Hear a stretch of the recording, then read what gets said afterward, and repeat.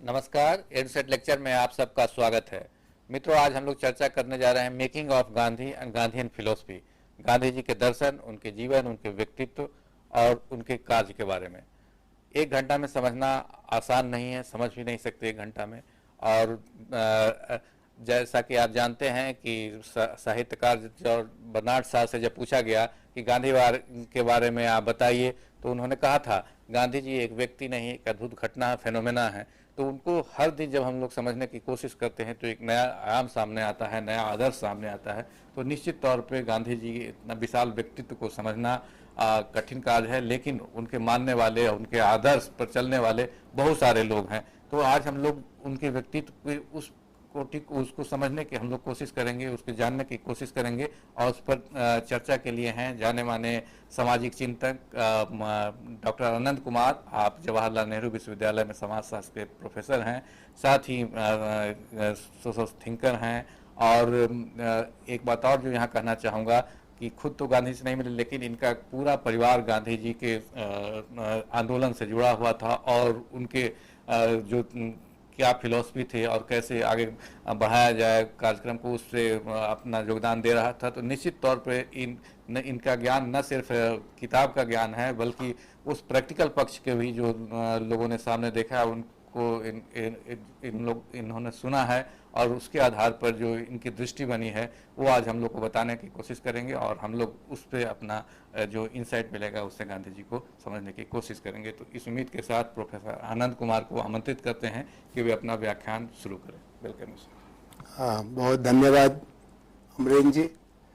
आज देश में अगर हम किसी भी महत्वपूर्ण प्रश्न का समाधान खोजने की कोशिश करते हैं तो आर्थिक, सामाजिक, राजनीतिक, नैतिक, सामूहिक और व्यक्तिगत सब में हमें ये लगता है कि समाधान के लिए एक संभावना गांधी का जीवन और गांधी का रास्ता भी है। दुनिया में तो इस समय जिस चिंतक के बारे में और जिस कर्मयोगी के बारे में चारों तरफ जिज्ञासा का विस्तार हो रहा है, उसका नाम है मोहनदास करमचंद गांधी।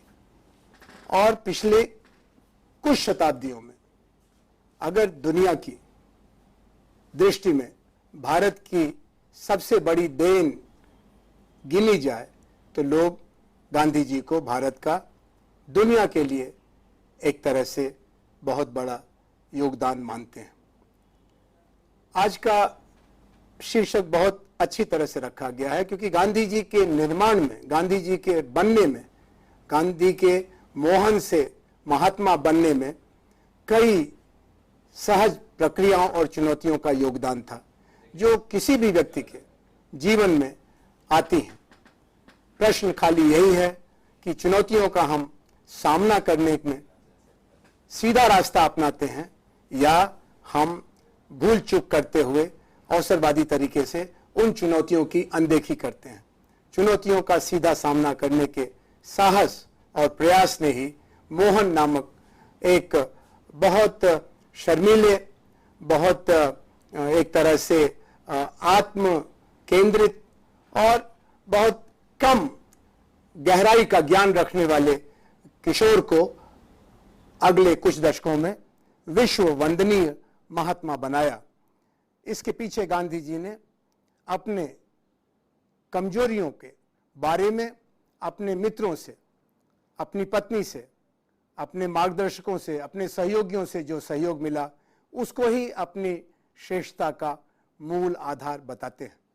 इसी तरह से जो गांधी विचार है, जिसे गांधी जी ने कभी भी वाद बनाने से इनकार किया, वह भी किस तरह से हमारी जो सनातन ज्ञान धारा है, हमारे जो महाशिक्षक हुए बुद्ध ईसा, मोहम्मद से लेकर भक्ति आंदोलन के नरसिंह मेहता, कबीर, तुलसी, इन सब का बनाया हुआ ज्ञान प्रवाह ही गांधी के जीवन और कर्म के कारण एक नई चमक और एक नए वेग के साथ दुनिया के सामने गांधी के रास्ते के रूप में प्रस्तुत हुआ है।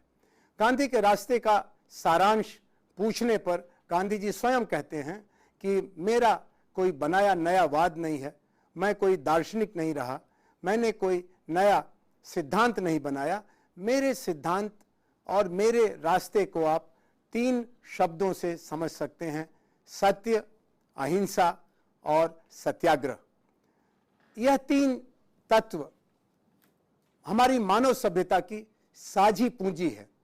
सत्य के बारे में सभी बड़े सभ्यताओं के महाचिंतकों ने बार बार याद कराया है। अहिंसा भी हर धर्म का मूलाधार है, क्योंकि यह माना जाता है कि मनुष्य और पशु के बीच में जो चीज अंतर पैदा करती है वह है विवेकपूर्ण आचरण, और विवेक का आधार अहिंसा ही हो सकती है। अगर हम हिंसक हुए तो हम में और पशु में क्या अंतर। और फिर सत्याग्रह गांधी जी द्वारा समाज को दिया गया वह मार्ग है, वह कार्य पद्धति है जो व्यक्तिगत और सामूहिक अन्यायों के अहिंसक निर्मूलन का एक महामंत्र है, जिसे पिछले 1 शताब्दी में दुनिया ने दक्षिण अफ्रीका से शुरू करके आज सभी महाद्वीपों में अपनाने का अभ्यास जारी रखा है।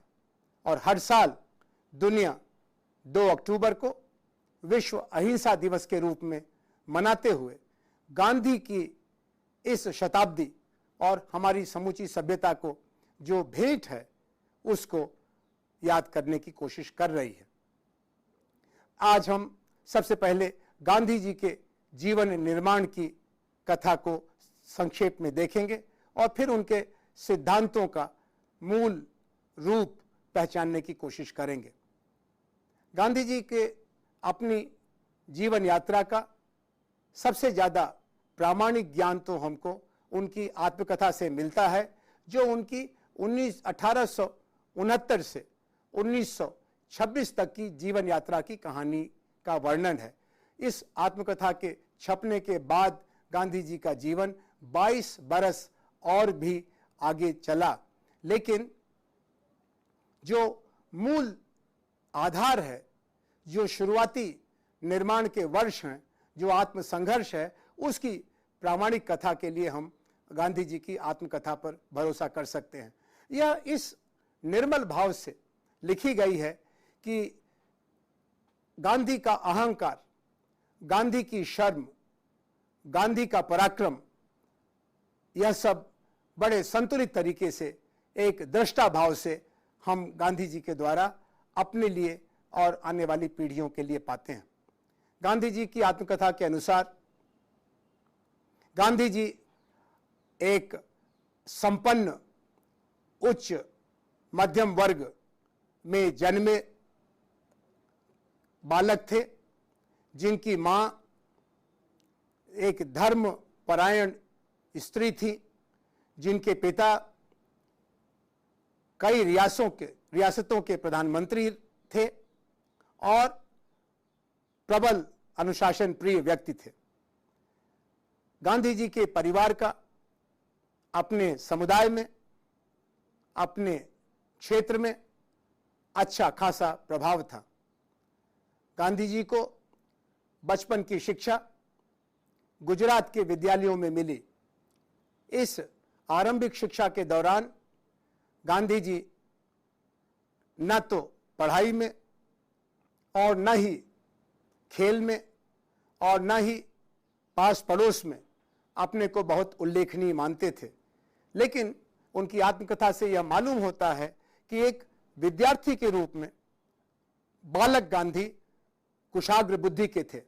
उनको अपनी शुरुआती पढ़ाई के लिए लगातार अच्छे अंकों के कारण छात्रवृत्ति मिली। वह पुरस्कार गांधी की ज्ञान साधना की जीवन भर जारी प्रक्रिया के लिए बड़ा भारी प्रोत्साहन था। खेल के मैदान में भी गांधी अच्छे थे, लेकिन वह श्रेष्ठतम नहीं थे और इस भाव ने उनको प्रायः अपने प्रति एक हीन भावना विकसित करने का जिम्मेदार बनाया। अपने को शारीरिक दृष्टि से पुष्ट बनाने के लिए मानसिक दृष्टि से कुशाग्र गांधी ने अपने कुछ सहपाठियों के साथ, जो शरीर में पुष्ट थे, खेल में उनसे आगे थे, कुछ रहस्य जानने की कोशिश की, जिसमें से मांसाहार के प्रति उनका आकर्षण हुआ। शाकाहारी मां, शाकाहारी परिवार परंपरा और उसमें से अपने को बेहतर बनाने के लिए मांसाहार की तरफ चोरी छिपे झुकने वाला यह बालक बाद के दिनों में बड़े होने के बाद अपने उन प्रयोगों को बड़े संकोच के साथ बाकी दुनिया को बताता है। यह सत्यवादिता, अपने बारे में इस तरह की निर्मम आलोचना का भाव गांधी को लगातार अपने को सुधारते रहने की क्षमता देता है। गांधी ने अपने जीवन के बारे में लोगों से यही कहा है कि मेरा जीवन ही मेरा संदेश है, और उनके जीवन की यात्रा को देखकर ऐसा लगता है कि यह लगातार आरोहण की एक अद्भुत कथा है।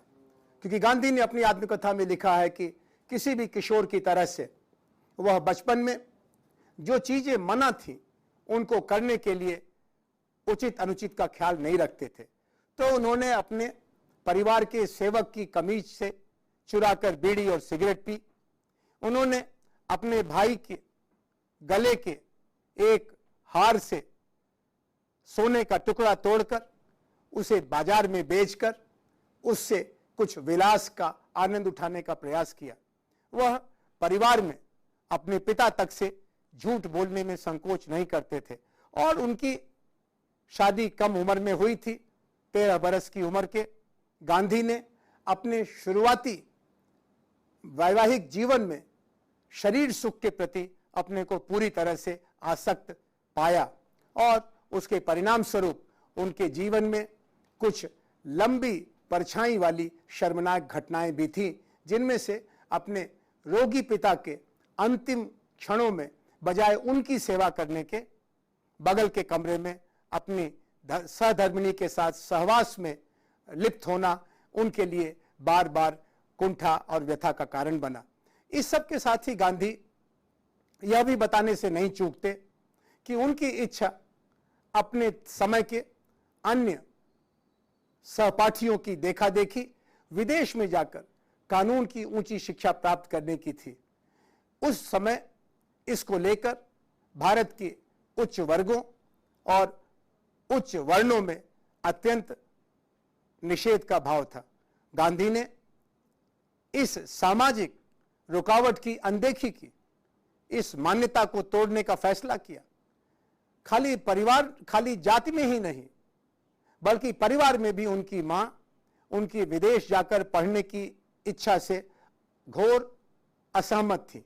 उन्होंने उपवास कर रखा था, और गांधी ने मां से लेकर बिरादरी पंचायत तक की भावना का अनदेखा करते हुए अपनी उच्च शिक्षा की इच्छा को पूरा करने के लिए विदेश जाने का निर्णय नहीं टाला।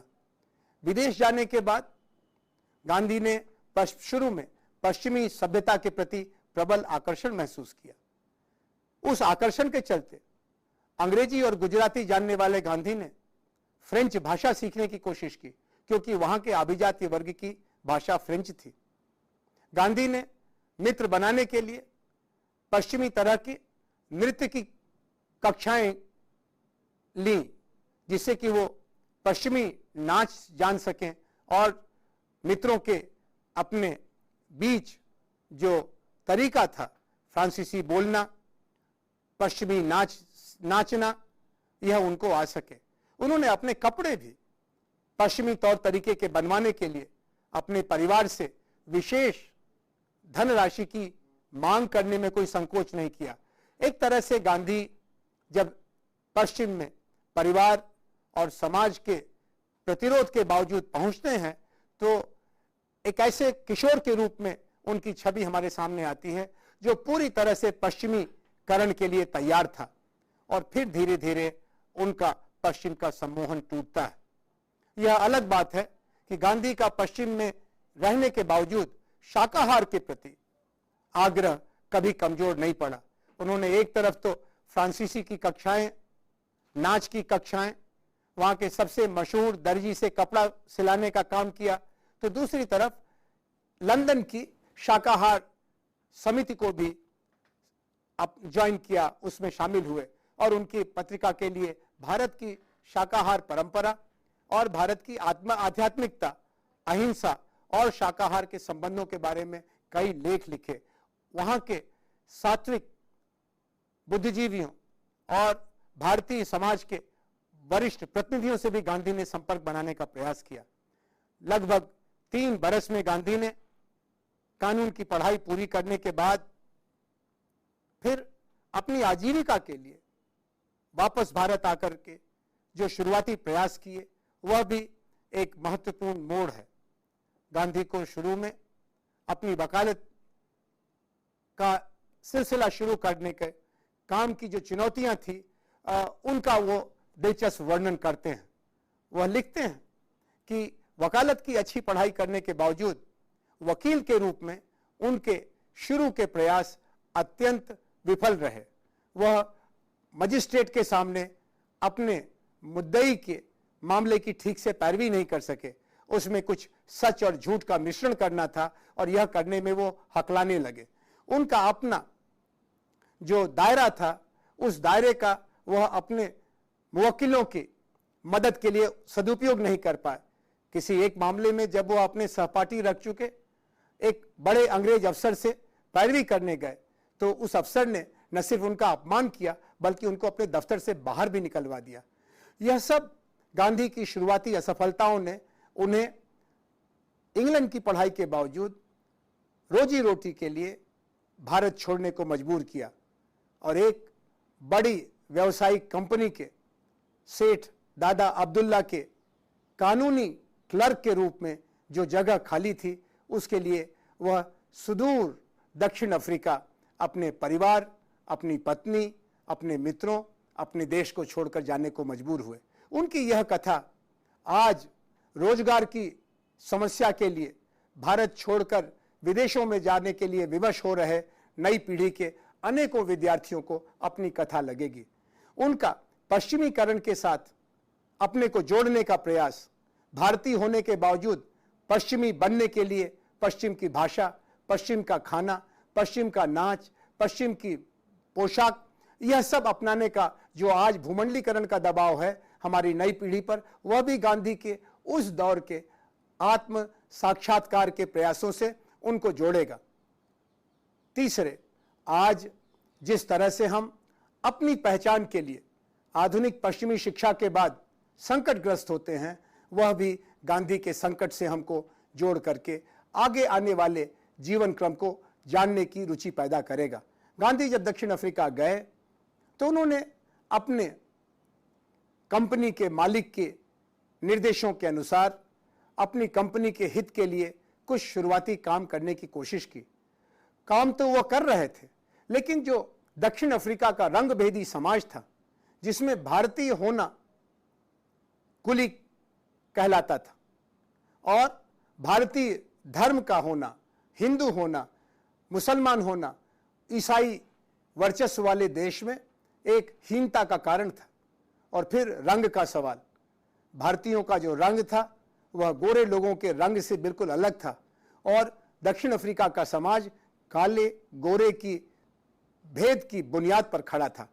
गांधी को यह सब धार्मिक उत्पीड़न, राष्ट्रीयता से जुड़ा हुआ अपमान और रंग भेद पर खड़ी दुनिया बिल्कुल समझ में नहीं आ रही थी, क्योंकि वह खुद भारत के उच्च मध्यम वर्ग से आते थे, भारत के एक अति सम्मानजनक परिवार के सदस्य थे और दुनिया की दृष्टि से उन्होंने बेहतर शिक्षा प्राप्त की थी।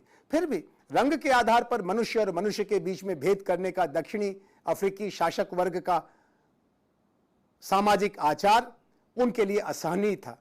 वह इसके लिए प्रताड़ित हुए और उन्होंने इस सवाल को अन्य भारतीयों की तरह से अनदेखा करने से इनकार किया।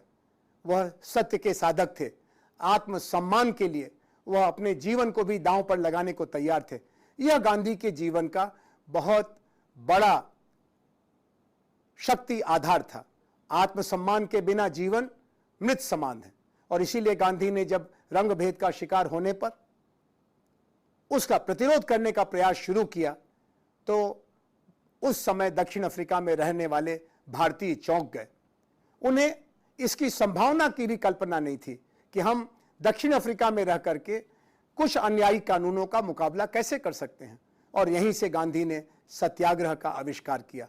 गांधी ने कहा कि उनका कानून है, ये बिल्कुल ठीक बात है, लेकिन उनका कानून अगर ठीक नहीं है तो उसका उल्लंघन करना हमारा कर्तव्य है, और इस कर्तव्य का पालन करने में अगर उनके कानून के अनुसार से हमें कोई सजा मिलती है, हमें कारावास होता है, हमें शारीरिक दंड दिया जाता है, हम उसको बगैर किसी भी वैर भाव के स्वीकारने को तैयार हैं।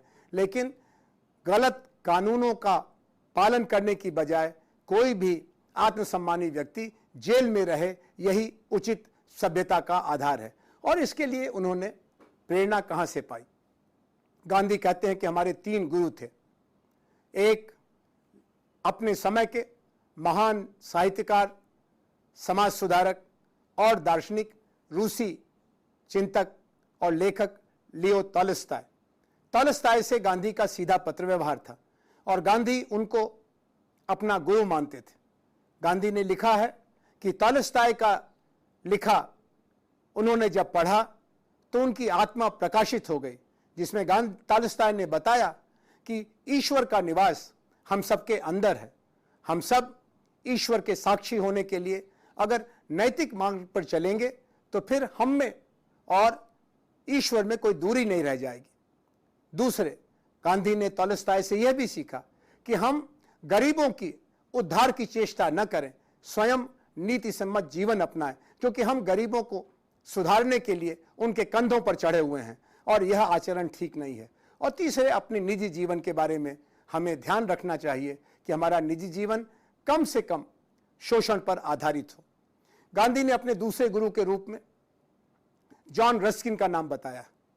जॉन रस्किन इंग्लैंड के एक चिंतक थे, जिन्होंने औद्योगिक सभ्यता के शुभारंभ के बाद इंग्लैंड की जो दुर्दशा हो रही थी और इंग्लैंड के कारण दुनिया को जो कष्ट झेलना पड़ रहा था, उस मशीनवाद, उद्योगवाद और भोगवाद के बारे में रस्किन ने अनटू दिस लास्ट नामक एक छोटी रचना प्रस्तुत की थी। यह विचारों को उद्वेलित करने वाली रचना गांधी के पास अपने एक मित्र के साथ मिली और उस मित्र ने जो भेंट दी थी वह एक रेल यात्रा में जब गांधी ने पढ़ना शुरू किया तो जब तक उस पुस्तक को उन्होंने पूरा नहीं कर लिया उनको चैन नहीं आया। पुस्तक को पढ़ते ही उन्हें लगा कि हमको मार्गदर्शन देने वाला ग्रंथ मिल गया है। उन्होंने उसका तत्काल अनुवाद किया। गुजराती में यह अनुवाद सर्वोदय के नाम से प्रचलित हुआ और आज गांधी के विचार को, गांधी के मार्ग को हम जॉन रस्किन द्वारा और टॉल्स्टॉय द्वारा दिखाए गए मार्ग के जरिए विकसित एक संपूर्ण सभ्यता प्रणाली, जीवन प्रणाली के रूप में सर्वोदय के नाम से जानते हैं। गांधीवादी यानी सर्वोदयी, सर्वोदयी यानी गांधी का अनुयायी। एक तीसरा सूत्र गांधी को निजी और सभ्यतागत प्रश्नों से ऊपर मनुष्य को हिंसा के मार्ग से विरत करने वाला और अन्यायों से लड़ने वाला बनाने के लिए क्या हो सकता है?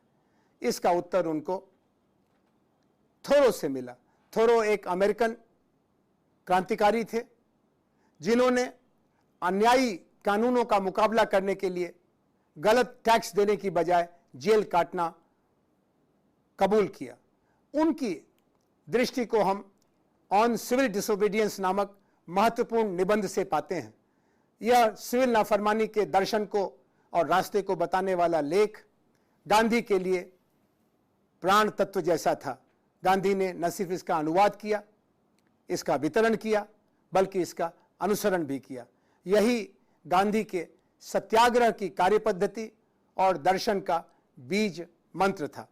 इस प्रकार गांधी के 3 मार्गदर्शक तो उनके समकालीन थे, टॉल्स्टॉय, रस्किन और थोरो। लेकिन गांधी को यह भी स्वीकारने में बहुत गर्व था कि उनके जीवन की आधारशिला के निर्माण में उनके एक मित्र, एक संपन्न व्यापारी भाई राजचंद्र जी का बड़ा योगदान था, जो जैन दर्शन के बड़े ज्ञानी थे और भारतीय मीमांसा के, भारतीय चिंतन परंपरा के महागुरु थे। गांधी को अपने जीवन में जब तक भाई राजचंद्र जिंदा रहे, अपनी किसी भी शंका के लिए उनके पास निसंकोच जाने में बराबर सुविधा थी। गांधी ने कहा कि भाई राजचंद्र के जरिए उन्होंने भारत की आध्यात्मिक प्रक्रिया और आध्यात्मिक परंपराओं की श्रेष्ठता को जाना। उनके दिए ग्रंथों के जरिए उन्होंने महावीर का अनेकांतवाद समझा, सत्य और अहिंसा की परस्पर निर्भरता को जाना। उन्होंने वेदों और उसके बाद की साहित्य धारा का परिचय प्राप्त किया। गांधी को बुद्ध के बारे में सर डेविड अर्नोल्ड की किताब लाइट ऑफ एशिया के जरिए इंग्लैंड जाने पर ज्ञान मिला, लेकिन भाई राजचंद्र के जरिए वह अपने किशोरावस्था से ही भारतीय वांग्मय से लगातार परिचित होते रहे और वह भाई राजचंद्र को अपना सबसे बड़ा मार्गदर्शक मानते थे। उनका यह कहना था कि अगर भाई राजचंद्र उनके जीवन में न होते तो शायद पश्चिम का मोह और उसके बाद ईसाई धर्म का आकर्षण उन्हें किसी और रास्ते पर ले गया होता। लेकिन जब जब उनके मन में भारतीय सनातन धर्म के बारे में शंका उत्पन्न हुई, भारतीयता की श्रेष्ठता के बारे में उनके मन में दुविधाएं पैदा हुई, भाई राजचंद्र उनके शंका समाधान के कारण हुए। एक अन्य स्रोत गांधी के जीवन में उनके सामाजिक सुधारक से महान राष्ट्रीय नेता बनने में जिसने योगदान किया वह थे गोपाल कृष्ण गोखले। गांधी गोपाल कृष्ण गोखले को अपना राजनीतिक गुरु मानते थे। लगभग 20 वर्षों तक दक्षिण अफ्रीका के भारतीयों के जायज सवालों पर अहिंसक तरीके से काम करने के बाद गांधी पूरे भारत में प्रसिद्ध हो चुके थे। उसके बावजूद गांधी का भारत के बारे में ज्ञान आधा अधूरा था, क्योंकि वह उच्च वर्गीय पृष्ठभूमि से एक किशोर के रूप में इंग्लैंड गए। इंग्लैंड से लौटने के बाद कुछ ही दिनों के बाद वो दक्षिण अफ्रीका चले गए। जब भारत की सेवा करने के लिए उनके मन में आवेग उठा और उन्हें यह लगा कि दक्षिण अफ्रीका के भारतीयों की समस्याओं का भी समाधान भारत की विदेशी गुलामी से मुक्ति में निहित है, क्योंकि जब तक भारत गुलाम रहेगा, दुनिया के किसी भी कोने में जाने के बावजूद भारतवंशियों के लिए सम्मान का जीवन जीना कठिन हो जाएगा।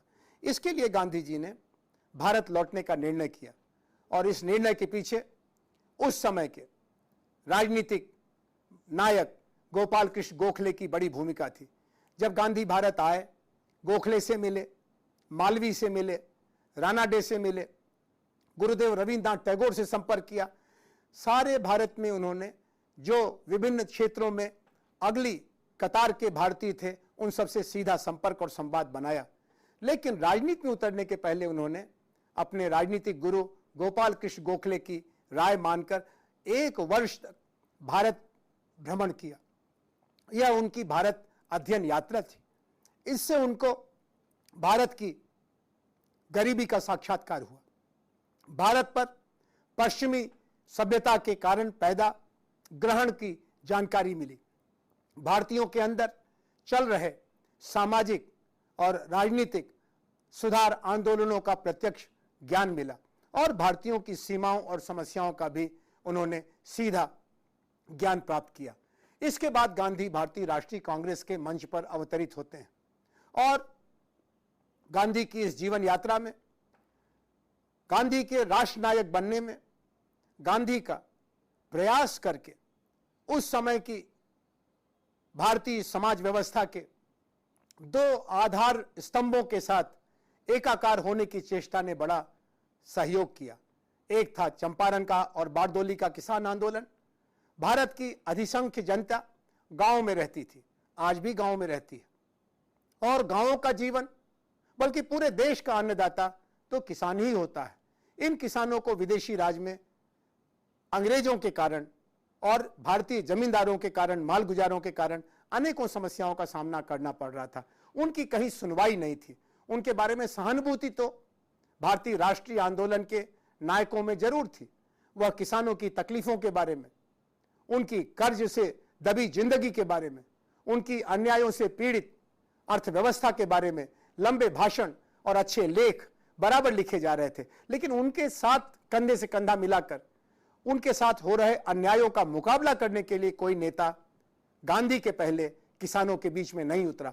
कुछ संत सन्यासी जरूर गए थे, लेकिन गांधी पहले सुशिक्षित, विदेश से लौटे, भारतीय राष्ट्रीय कांग्रेस से जुड़े नेता थे, जिन्होंने चंपारण और बारदोली के किसानों के बीच में जाकर न सिर्फ उनकी समस्याओं का अध्ययन किया, बल्कि उनका संगठन किया। न सिर्फ संगठन किया, बल्कि उनकी तरफ से खुद आंदोलन की अगुवाई में जेल यात्राएं भी की। इससे गांधी को किसानों ने अपने मार्गदर्शक के रूप में स्वीकारा। दूसरा, गांधी ने भारत के अर्थव्यवस्था के आधारशिला के रूप में मजदूरों के बारे में भी अपनी शुरुआत की। उन्होंने अहमदाबाद के मिल मजदूरों की समस्याओं को लेकर अहमदाबाद के मिल मालिकों को एक नया सिद्धांत देने की चेष्टा की, जिसमें उन्होंने मिल मजदूर और मिल मालिक को एक ही प्रक्रिया से जुड़े, एक दूसरे पर निर्भर दो जमातों के रूप में एक दूसरे से सहयोग करने की सीख दी। और गांधी का बनाया वह मजदूर संगठन आज भी दुनिया के लिए एक दिलचस्पी की चीज है। मजदूरों के बीच में उन्होंने उनकी आमदनी बढ़ाने के लिए, उनकी कार्यदशा सुधारने के लिए और उनके परिवार की जरूरतों को पूरा करने के लिए मिल मालिकों पर दबाव बनाया। यह अहिंसक आंदोलन एक लंबे समय तक चला और उसके बाद समझौते के लिए गांधी ने मजदूरों और मिल मालिकों दोनों को अपने अपने मांगों में कुछ नरमी के लिए सिखाया। और यही रणनीति, यही पद्धति गांधी को मजदूर आंदोलन के लिए भी और उद्योगपतियों के लिए एक महत्वपूर्ण नेता के रूप में स्वीकारने के लिए एक आधार घटना बनी। गांधी ने इन दो के अलावा उस समय के विद्यार्थियों और बुद्धिजीवियों को भी अपने साथ जोड़ने की कोशिश की। गांधी जी 1916 में ही महात्मा मदन मोहन मालवीय द्वारा काशी विश्वविद्यालय के स्थापना समारोह में एक मुख्य अतिथि के रूप में बुलाए गए। और जब गांधी ने काशी विश्वविद्यालय के स्थापना समारोह को संबोधित किया तो उस महासभा में एक माने में पूरे भारत का अभिजात वर्ग उपस्थित था। राजा महाराजा, उद्योगपति, समाज सुधारक उस विश्वविद्यालय का शिलान्यास करने के लिए खुद अंग्रेज वायसराय पधारे थे और सभा की अध्यक्षता उस दौर की सबसे बड़ी जन नेता, शिक्षाविद और समाज सुधारक नेत्री श्रीमती एनी बेसेंट कर रही थी। लेकिन गांधी ने 1916 में ही अपने पहले भाषण के जरिए भारत के विद्यार्थियों और शिक्षकों के लिए अंग्रेजी राज का सेवक बनने की बजाय भारत माता की सेवा करने के लिए और भारत की पीड़ित जनता के खासतौर पर दरिद्र नारायण के लिए एक सहयोगी के रूप में आगे आने का आह्वान किया। सादगी और सेवा, यह दो सिद्धांत गांधी ने पूरे भारत को देने और अपनाने का आह्वान जो किया, उसकी शुरुआत उन्होंने खुद अपने आश्रमों से की, जिसकी कहानी साबरमती के आश्रम में उनकी दीवालों पर, उनकी ईंट ईंट में आज भी गूंजती है। गांधी के जीवन में अतिशीघ्र फिर राष्ट्रीय नेतृत्व का भी अवसर आया। अब तक हमने गांधी की एक किशोर के रूप में, एक युवा मध्यम वर्गीय वकील के रूप में, एक विदेश में प्रवास करके अपना जीवन यापन कर रहे प्रवासी भारतीय के रूप में, और फिर एक मध्य आयु के लगभग 40 बरस के आसपास के एक मध्य आयु के भारतीय राजनीतिक कार्यकर्ता के रूप में जो शुरुआती घटनाएं महत्वपूर्ण बिंदु थे उनको जाना। अब हम देखें कि गांधी का राष्ट्रीय मंच पर एक राष्ट्रनायक के रूप में जो उदय होता है, वहां से लेकर 1948 में जब देश आजाद हो जाता है और आजाद देश की विभाजित समाज व्यवस्था को एकजुट करने के प्रयास में जो गांधी की अमर शहादत होती है, उस बीच में क्या महत्वपूर्ण घटनाएं हैं जो हमें गांधी के महात्मा बनने की प्रक्रिया को समझाने में मदद करेंगी। इसमें एक बड़ी घटना भारत का असहयोग आंदोलन है। गांधी जी को किसी तरह से यह भरोसा था कि अगर भारत के लोग सरकारी नौकरियों सरकारी टैक्स, सरकारी अदालतों और सरकारी उपाधियों का बहिष्कार करें और सरकारी विद्यालयों से अपने बच्चों को निकाल लें, तो भारत 1 साल में असहयोग के बल पर आजाद हो जाएगा। गांधी के इस कार्यक्रम को उनके दौर के सभी बड़े नेताओं का एक आधा अधूरा समर्थन भी मिला, लेकिन गांधी के इस कार्यक्रम को देश की जनता में अपार उत्साह के साथ स्वीकारा गया। गांधी ने इस आंदोलन का नेतृत्व करते हुए लोगों से सरकारी नौकरियां छोड़ने का आह्वान किया, अदालतों के बहिष्कार का आह्वान किया, सरकार को टैक्स न देने का आह्वान किया और सरकारी विद्यालयों से अपने बच्चों को निकालने का आह्वान किया, अपनी उपाधि लौटाने का आह्वान किया। हजारों हजार की तादाद में लोगों ने इस आह्वान के प्रत्युत्तर में असहयोग में हिस्सा लिया, लेकिन असहयोग आंदोलन की बढ़ती लोकप्रियता के ही दौरान पूर्वी उत्तर प्रदेश के चौरी चौरा पुलिस थाने पर एक अकल्पनीय घटना हुई, जिसमें आजादी की लड़ाई के लिए दीवानी हो चुकी भीड़ ने थाना घेरा और थाने में छिपे हुए ऐसे सिपाहियों को, जिन्होंने कुछ ही देर पहले असहयोग के लिए जुलूस निकाल रही जनता को बर्बर तरीके से लाठियों से पीटने की कोशिश की थी, उनको प्रतिहिंसा भाव से घेरा, बाहर निकाला, थाने में आग लगाई और उसमें उनको जिंदा जला दिया। अन्य किसी नेता के लिए यह आंदोलन को आगे बढ़ाने वाली एक बड़ी घटना होती, लेकिन गांधी ने इस घटना के तत्काल बाद आंदोलन से अपने को अलग किया, आंदोलन से देश को अलग किया और आंदोलन को अपनी भयंकर भूल मानते हुए वापस लेने का फैसला किया। आज तक चौरी चौरा की घटना के बाद वापस लिए गए कदम की समीक्षा चलती है, लेकिन गांधी ने अपनी भूल को स्वीकारते हुए देश की इंडस्ट्री में अपने को हमेशा के लिए एक सत्यवादी और महान साहसी नेता के रूप में प्रतिष्ठित किया। राजनीति में नेता प्रायः अपने को गलतियों से ऊपर बताते हैं, न खाता न बही, जो नेता कहे वही सही, यही नेता बनने का लोग गुण मानते हैं। लेकिन गांधी ने नेता बनने के लिए नीति को सर्वोच्च बनाना, अपनी गलतियों को स्वीकारना, महान नेता बनने का सीधा रास्ता दिखाया। और गांधी का यह आचरण उस समय के बाद फिर अगले 10 बरस के लिए भारत की राजनीति में किसी भी जन आंदोलन के लिए एक अनुचित स्थान बन गया। गांधी ने यह संकल्प किया कि जब तक अहिंसा और सत्याग्रह के लिए सुप्रशिक्षित कार्यकर्ताओं की हम पूरे देश में पर्याप्त संख्या नहीं बना लेते, तब तक अगला जन आंदोलन करना उचित नहीं होगा, क्योंकि भारत की जनता अहिंसक तरीके से आजादी के लिए तैयार नहीं है। और हिंसक तरीके से अगर आजादी आई तो फिर जो सबसे बड़ा हिंसक होगा वह आजादी के बाद के भारत का मालिक बन जाएगा। इसमें मत्स्य न्याय चलेगा, बड़ी मछली छोटी मछली को खा जाएगी। दूसरे, अगर हमने सत्ता के नशे में चूर लोगों को उनकी गलतियों के लिए सजा देने के रूप में उनकी हत्या करने का रास्ता अपनाया, तो फिर हिंसा का समाधान हिंसा से करने की प्रक्रिया में सारी दुनिया अंधी हो जाएगी, हिंसक हो जाएगी, और फिर हिंसक समाज का की स्वतंत्रता किसी के लिए भी आनंद की चीज नहीं रहेगी।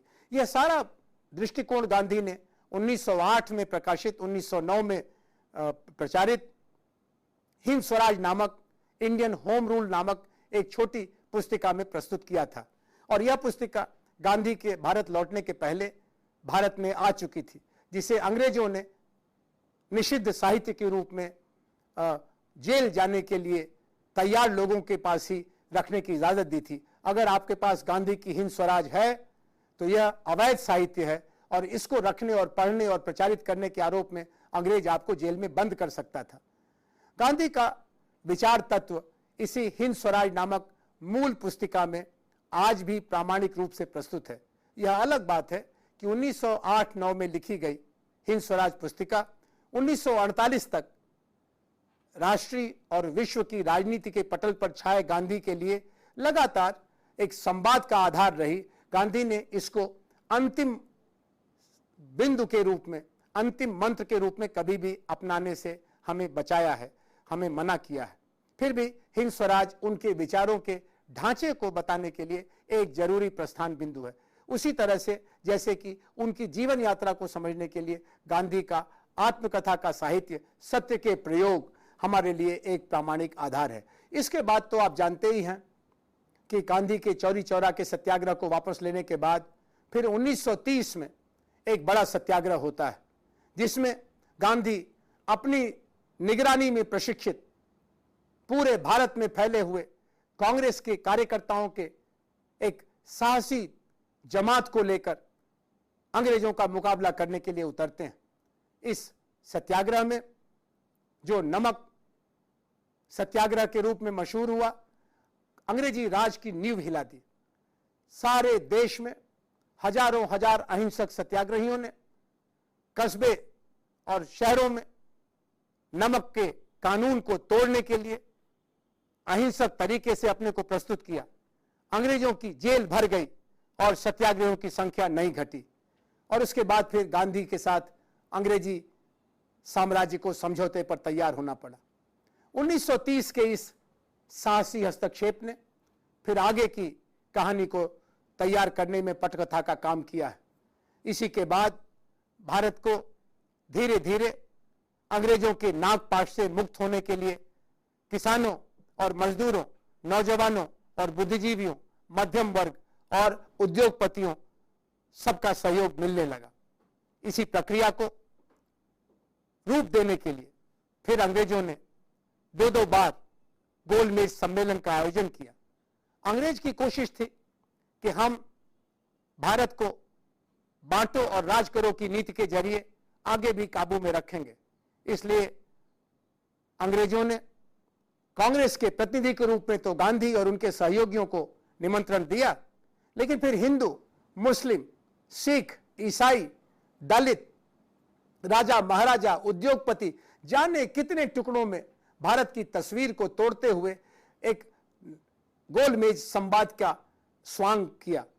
दूसरी तरफ गांधी ने भी अपने रचनात्मक कार्यक्रमों से, नए प्रयोगों से पूरे देश में एक समानांतर जीवन शैली, एक समानांतर आर्थिक रणनीति को भी सामने रखा, जिसमें उनका औजार चरखा, शाकाहार, चरित्र निर्माण था।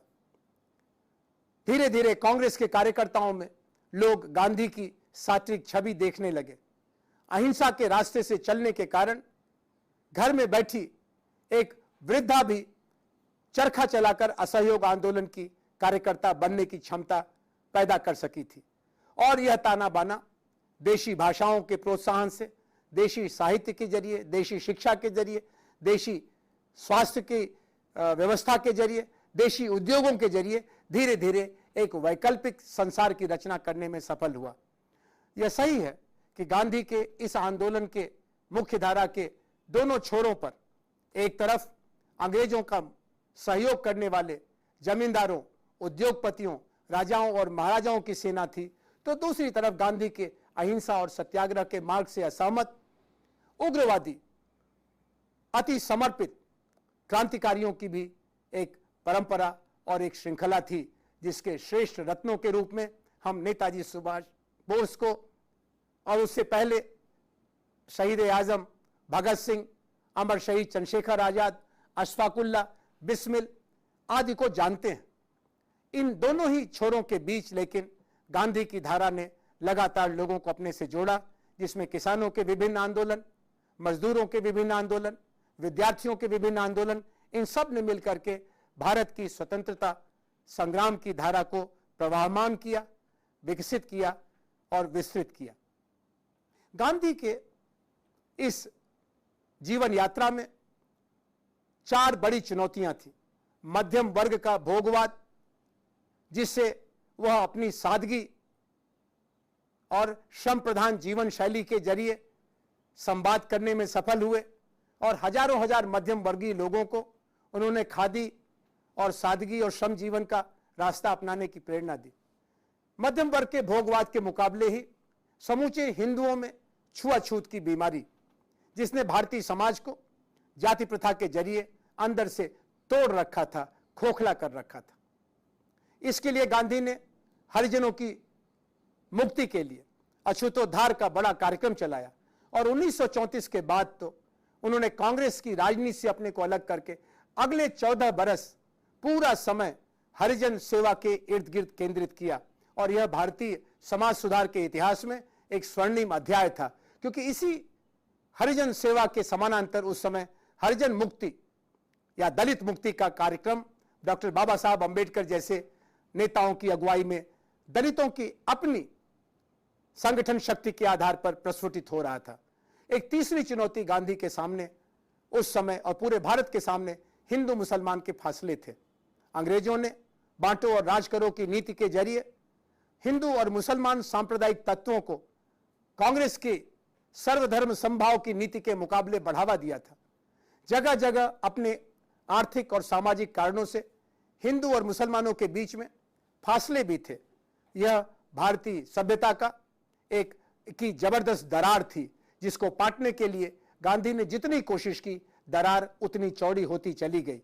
और इसमें उस समय की हिंदू महासभा, मुस्लिम लीग, उद्योगपतियों, मठों और मस्जिदों और मंदिरों के महंतों और मौलानाओं और निहित स्वार्थ से जुड़े मध्यम वर्गीय हिंदू और मुसलमानों ने कम योगदान नहीं किया, बराबर आग में घी डाला। इस कारण से भारतीय राष्ट्रीय आंदोलन में वह गति, वह एकता, वह प्रखरता नहीं थी जो हिंदू मुसलमान की एकता के आधार पर हो सकती थी। इनकी देखा देखी सिखों और ईसाइयों में भी अलगाववाद की आग भड़क रही थी। एक चौथा प्रश्न गरीबी का था। भारत अगर अंग्रेजों की जकड़ से आजाद भी हो जाए तो इसकी भयानक गरीबी का क्या समाधान होगा। गांधी के सामने आर्थिक नवरचना की भी चुनौती थी और इसके लिए उन्होंने चरखा, बकरी, श्रम प्रधान टेक्नोलॉजी, बेहतर खेती, पशुपालन, इन सब की एक रचनात्मक कार्यक्रम की माला बनाई। भारत न सिर्फ निर्धन था, भारत व्यापक तौर पर निरक्षर भी था। इसलिए गांधी ने शिक्षा, विशेष तौर पर प्रौढ़ साक्षरता को एक बुनियादी समस्या बनाई, एक चुनौती बनाई। और फिर एक चौतरफा बीमारी थी शराब और नशे की। ताड़ी से लेकर शराब खाने तक औसत भारतीय वयस्क पुरुष और कभी कभी तो स्त्रियां भी इस नशे की गिरफ्त में बुरी तरह से परेशान थी। हर परिवार में शराब की कथा एक भयानक अध्याय के रूप में लगातार बढ़ती जा रही थी। गांधी ने इन चारों मोर्चों पर, यानी मध्यम वर्ग का भोगवाद, छुआछूत, हिंदू मुसलमान का फासला और भयानक निर्धनता और निरक्षरता, इसके लिए कुछ सघन और ठोस उपाय किए जो उनके आश्रमों के जरिए पूरे देश में अलग अलग कोनों में चलते थे। इसमें राजेंद्र बाबू, राजगोपालाचारी, सरदार पटेल, जवाहरलाल नेहरू, आचार्य नरेंद्र देव, स्वामी सहजानंद और अन्य हजारों मार्गदर्शकों, समाज सुधारकों, क्रांतिकारी त्यागियों का योगदान रहा। कहा तो यह जाता है कि 1930 का दशक खत्म होते होते न सिर्फ हर प्रांत में बल्कि हर गांव में एक गांधी पैदा हो चुके थे। इस व्यापक लोक शक्ति के आधार पर गांधी ने जो प्रतिरोध पैदा किया, जो असहयोग बनाया और जो आजादी की भूख जगाई, उसने अंततः 1945 के महान विप्लव की पृष्ठभूमि तैयार की। अंग्रेजों भारत छोड़ो, करो या मरो के नारे से गांधी ने पूरे भारत को अगस्त 1942 में फिर से रण के मैदान में उतारा और इस रणभेरी ने लगभग 3 बरस तक भारत के अलग अलग हिस्सों में जनता को मणिपुर से लेकर सतारा तक और बलिया से लेकर आरा तक तमाम किसानों, नौजवानों और मध्यम वर्गीय राजनीतिक कार्यकर्ताओं की समानांतर सरकारों को जन्म दिया। हजारों लोग गोलियों से शहीद हुए, लेकिन लाखों लोगों ने इस बगावत को अपना कंधा दिया, अपना सहयोग दिया। अंततः 1946 में द्वितीय विश्व युद्ध की समाप्ति के बाद अंग्रेजों ने भारत को छोड़ने में ही अपनी भलाई समझी। इस प्रक्रिया में गांधी के सपनों के साथ फिर भी धोखा हुआ। गांधी पूरे भारत की आजादी चाहते थे, उसमें चाहते थे कि जो भारत का आखिरी व्यक्ति है वह भी आजादी को अपनी माने, आजादी के बाद की व्यवस्था को अपनी समझे। लेकिन अंग्रेजों ने जाते जाते भारत का सांप्रदायिक विभाजन करने में सफलता पाई। इतिहास उसकी अभी भी समीक्षा कर रहा है कि भारत विभाजन के गुनाहगार कौन है, लेकिन भारत विभाजन के बाद जो दर्द पैदा हुआ और जो घाव पैदा हुआ उसको मलहम लगाने की जिम्मेदारी गांधी ने अपनी मानी। नोआखाली से लेकर दिल्ली तक उन्होंने विभाजन के दौरान पैदा बर्बरता और राक्षसी आचरण से मुक्ति दिलाने के लिए न सिर्फ गांव-गांव में पदयात्रा की, कलकत्ते से लेकर नोआखाली और दिल्ली तक अनशन किया, बल्कि आखिर में अपनी सर्वोच्च प्राणाहुति भी देने में कोई संकोच नहीं किया। अब अगर गांधी के विचारधारा के निर्माण में आप देखें तो ऐसा लगता है कि गांधी ने 3 स्तर पर वैचारिक आधारशिला बनाई है। एक तो निजी जीवन में हम बेहतर कैसे बने, दूसरा भारत का राष्ट्र निर्माण कैसे करें, और तीसरा विश्व को युद्ध और भूख के भयावह 2 पाटों के बीच से बाहर निकालकर एक संतुष्ट, संपन्न, शांतिमय विश्व सभ्यता में कैसे बदलें। इसके लिए हम सबसे पहले व्यक्तिगत आचरण के बारे में गांधी के आग्रह को पहचाने। गांधी ने अपने निजी जीवन में एक मध्यम वर्गीय, विलासमय और विचलनकारी जीवन से संत का जीवन कैसे पाया, इसका रहस्य बताते हुए गांधी बताते हैं कि उन्होंने 11 व्रतों को अपने नए जीवन की रचना के लिए आधारशिला के रूप में अपनाया। और ये 11 व्रत हमको उपनिषदों से मिलते हैं, महावीर से मिलते हैं, बुद्ध से मिलते हैं, भक्ति आंदोलन के संतों महात्माओं से, ईसा और मोहम्मद से मिलते हैं। ये हैं सत्य, अहिंसा, प्रेम, असंग्रह, अस्वाद, ब्रह्मचर्य, शरीर श्रम, सर्वधर्म आदर और निर्भयता। इन सब के कारण आप अपने जीवन में जो कलुष है, कालिक है, कमजोरियां हैं, उनको धीरे धीरे दूर करते हैं। इनमें से एक एक व्रत को साधने में, एक एक संकल्प को पूरा करने में हमें कितनी कठिनाई का सामना करना पड़ता है, ये हम और आप अच्छी तरह से जानते हैं। गांधी ने अभी अपनी कठिनाइयों का हमको पूरा ब्यौरा अपनी आत्मकथा में दिया है। जो बची बातें हैं वो जीडी तेंदुलकर की 8 खंडों की गांधी कथा और महादेव भाई की डायरी से हमको रोज रोज पढ़ने के लिए मिलती हैं। गांधी की जीवनी इतनी दिलचस्प है, उसका एक बड़ा कारण इन 11 व्रतों को अपने जीवन में उतारने की उनकी कोशिश है। इसीलिए पिछले 50 साल में गांधी के जीवन के बारे में, उनके जीवन के किसी न किसी संकल्प के बारे में कोई न कोई इतिहासकार अपनी मेहनत से कोई न कोई नई रचना पेश करता जाता है। और इसीलिए उनके सत्य से लेकर ब्रह्मचर्य के तमाम व्रतों की बार बार हम जांच करते हैं। जांच जितनी भी हो, लेकिन यह सबको पता है कि इन्हीं 11 व्रतों ने बुद्ध को, महावीर को, ईसा को, मोहम्मद को और गांधी को गांधी बनाया, और हमें भी इससे बहुत कुछ मिल सकता है।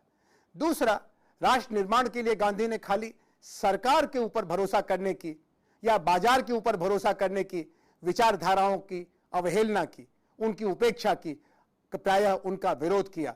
उन्होंने मार्क्सवादी समाजवाद और एडम स्मिथ के पूंजीवाद की असहमत जाहिर करते हुए यह बताया कि हमें राष्ट्र की रचना के लिए सामुदायिक नवनिर्माण के अभियान चलाने पड़ेंगे, और उसमें निरक्षरता उन्मूलन से लेकर शौचालय और स्वास्थ्य केंद्र से लेकर कृषि और उद्योगों का नवनिर्माण करना पड़ेगा। हमें अपने समाज के इर्द गिर्द जो कमियां हैं उनको दूर करने के लिए प्रेम शक्ति, सहयोग शक्ति के जरिए समुदाय शक्ति की रचना करनी पड़ेगी, और इसको उन्होंने लोक शक्ति का नाम दिया। इसमें राज्य का सहयोग मिलना चाहिए, इसमें बाजार का भी सहयोग मिलना चाहिए, लेकिन यह राज्य केंद्रित नहीं होगा, वरना राज्य की तानाशाही से हम बच नहीं सकते। बाजार केंद्रित भी नहीं होगा, वरना बाजारवाद और उसमें निहित मुनाफाखोरी से हम बच नहीं सकते। जो संपत्तिवान है वह अपने को समाज की संपत्ति का ट्रस्टी समझे, जो राजसत्ता के स्वामी हैं वह समाज का अपने को सेवक समझें। ट्रस्टी और सेवक के सहयोग से सामुदायिक नवनिर्माण, यह गांधी का भारत ही नहीं समूची दुनिया में विदेशी शासन से जर्जर हो चुकी अर्थव्यवस्था के लिए एक महान विकल्प है, और इसका दक्षिण अफ्रीका से लेकर ब्राजील और चीन तक सदुपयोग करना कठिन नहीं है। विश्व को भूख और हिंसा के, युद्ध और अन्य के प्रति बर्बरता से कैसे निकाला जाए। गांधी ने इसके लिए सत्य, अहिंसा और सत्याग्रह का त्रिकोणीय मंत्र दिया है। अगर सारा विश्व अहिंसक जीवन शैली को अपनाए, विकेंद्रीकरण का शासन बनाए, विश्व को परिवार समझे, वसुधैव कुटुंबकम, राष्ट्रवाद की अहंकारी नीतियों से बाहर निकले और जो राष्ट्रवाद के कारण कुचली हुई राष्ट्रीयताएं हैं उनको मुक्ति और स्वतंत्रता का अधिकार दे और अन्यायों का मुकाबला करने के लिए व्यक्तिगत, सामुदायिक और राष्ट्रीय और अंतर्राष्ट्रीय स्तर पर अहिंसक सिविल नाफरमानी या असहयोग और सत्याग्रह का उपयोग करने के लिए आगे आए तो विश्व को एक तरफ भूख से मुक्ति मिलेगी, दूसरी तरफ युद्ध से मुक्ति मिलेगी। अब तक की समूची मानव जाति का इतिहास बारी बारी से भूख और युद्ध की पीड़ा से गुजरने का एक दुखमय इतिहास रहा है। कभी भी पूरी मानवता संतोष, संपन्नता और शांति की अधिकारी नहीं बनी है और इसीलिए सभ्यताओं का उत्थान और पतन होता रहा है। एक सभ्यता के उत्थान ने अनेकों सभ्यताओं के पतन की सड़क बनाई है। एक राष्ट्र के बनने में अनेक राष्ट्रों के लोगों का शोषण हुआ है, मान मर्दन हुआ है, कभी कभी तो नरसंहार भी हुआ है। इससे बाहर निकलने के लिए गांधी ने वसुधैव कुटुंबकम का दर्शन दिया था। आज गांधी का रास्ता दुनिया देख रही है। इसमें कुछ शंकाएं हैं और यह शंकाएं गांधी के समय में भी थी। कुछ असफलताएं हैं जो गांधी की अपनी और अपने दौर की असफलताएं हैं। इनको गांधी ने स्वयं सचेत किया था कि मैं तो सत्य, अहिंसा और सत्याग्रह के मार्ग पर चलने वाला सबसे कमजोर उदाहरण हूं। आने वाले समय में बेहतर लोग होंगे, बेहतर दुनिया होगी और इसलिए बेहतर प्रयोग भी होंगे, लेकिन रास्ता तो यही है। और यही हमको बार बार 2 अक्टूबर और 30 जनवरी को, और न सिर्फ 2 अक्टूबर और 30 जनवरी को, बल्कि जब जब मनुष्यता अपने ही खिलाफ खड़ी दिखाई पड़ती है, मनुष्य मनुष्य के साथ असभ्य आचरण करते हैं, स्त्रियों की हिंसा, सांप्रदायिकता, जाति के आधार पर भेदभाव और गरीब और अमीर के बीच में बर्बर रिश्ते, तब हमको गांधी की बरबस याद आती है। धरती के बुखार से लेकर मोहल्ले में हो रहे अत्याचार तक समाधान के लिए दुनिया बेचैन है। विभिन्न विचारधाराओं के पराभव के बाद गांधी के बारे में दुनिया एक नए आकर्षण से ध्यान दे रही है। इसमें भारत के लोगों का गांधी को समझना, गांधी की सीमाओं से गांधी के विचार और मार्ग को आगे ले जाना हमारी सबसे बड़ी चुनौती है। और इस चुनौती के संदर्भ में मुझे आशा है कि आपके सामने भी कुछ प्रश्न होंगे और उन प्रश्नों का उत्तर देने में मुझे बहुत प्रसन्नता होगी। आप बहुत अच्छी तरह से सभी पक्षों को सामने रखा, निश्चित तौर पे लाभ सबको मिला होगा। लेकिन एक सवाल मैं पूछना चाहूँगा कि ये जो इतना बड़ा संगठन गांधी जी अपने जीवन के समय में खड़ा करते, तो क्या उनके व्यक्तित्व का आकर्षण था या संगठन के सिद्धांत भी उन्होंने कुछ रखा था? क्योंकि संगठन के आसपास नेतृत्व के सामने चाटुकारिता और अन्य गुण के कारण लोग आगे बढ़ जाते थे या बढ़ जाते हैं, तो उससे दूर करने के लिए संगठन के शर्त भी कुछ रखे थे। गांधी जी ने अपने संगठन को बनाने में व्यक्तिगत आकर्षण की बजाय एक नया सिद्धांत आधार बनाया था, जिसमें उनका मानना था कि उनके संगठन के सदस्य बनने के लिए व्यक्तियों को सबसे पहले स्वयं चरित्रवान बनना पड़ेगा, उनका चरित्र निर्माण होना होगा। बगैर चरित्र शक्ति के आप सत्याग्रही नहीं बन सकते, आपको दूसरे की आलोचना करने का अधिकार नहीं है। दूसरे, अपने संगठन की आधारशिला उन्होंने प्रतिरोधी के खिलाफ गुस्सा और ईर्ष्या के बजाय समाज की रचना के लिए रचनात्मक कार्य को बनाया था। इसलिए उनके संगठन में 90% समय रचनात्मक कार्यों का था, समाज सेवा का था। कुल 10% समय उनके संगठन में संघर्ष के लिए था। इसीलिए आप जानते हैं कि गांधी के लगभग 40 वर्ष के लंबे सार्वजनिक जीवन में कुल 4 बड़े आंदोलन होते हैं। 1908 और 9 से 1948 के बीच में दक्षिण अफ्रीका के बड़े सत्याग्रह से लेकर अंग्रेजों भारत छोड़ो के बीच में गांधी के कार्यकर्ताओं और संगठन का बड़ा समय रचनात्मक सेवा का था और चरित्र निर्माण का था। सो मित्रों, इन्हीं शब्दों के साथ आज आप सबको धन्यवाद और आपकी ओर से प्रोफेसर आनंद कुमार को बहुत बहुत धन्यवाद। Thank you very much.